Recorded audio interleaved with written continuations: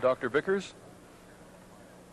Well, I guess I've just been declared a ghost, since I neither have property nor think that my human dignity is bound up in having property. I don't think your human dignity is bound up in having property either.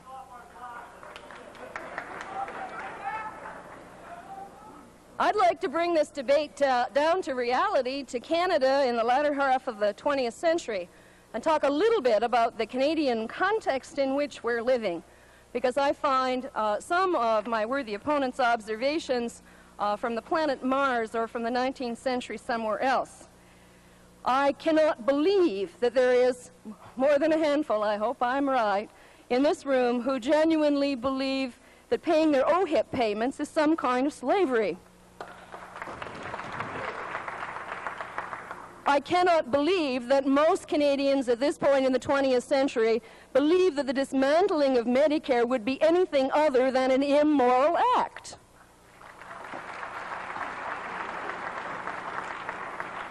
And it seems to me we have been enormously fortunate in Canada in that we have had some small, important, practical experiences with socialism as a community. Now, I know it's true that a lot of Americans think that all Canadians are socialist under the skin. I hesitate. I certainly urge you to believe that Pierre Trudeau isn't one of them. Nonetheless, even the Conservative Party of Canada and Mr. Mulroney considers, in his own words, that Medicare is at the basis of the morality of the Canadian community. And I am proud as a Canadian to join with Mr. Mulroney and with the Liberal leadership and with my own party in defending against those who would tear us back to a time when if you were poor, or if you were black, or you were Indian, or you were the wrong sex or the wrong heritage, if you got sick, you died.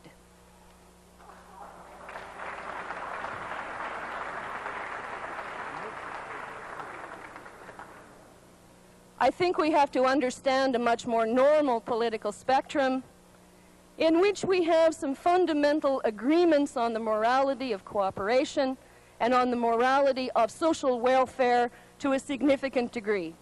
I think we believe that education, that health, that housing, and that a number of support systems for those who desperately need them are that which we owe to one another, not in any sense out of slavery or coercion, but because we are fellow Canadians, because we live in the same community, because we are brothers and sisters.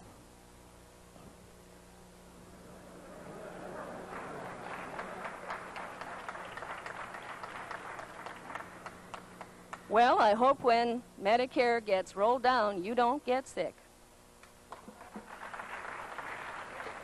We've heard a lot about rationality. I'm very much in favor of rationality, but I always like to ask whose rationality is being applied to the situation. Is it the rationality of self-interest? Is it the rationality of power? Is it the rationality that those who have impose on those who would like to have?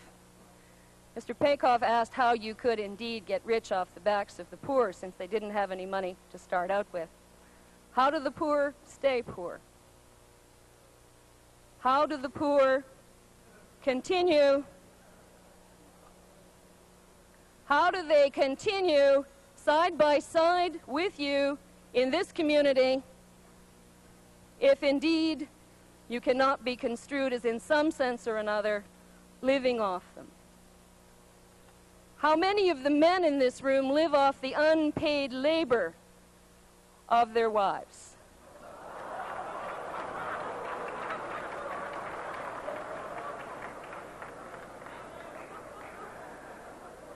That not a key point?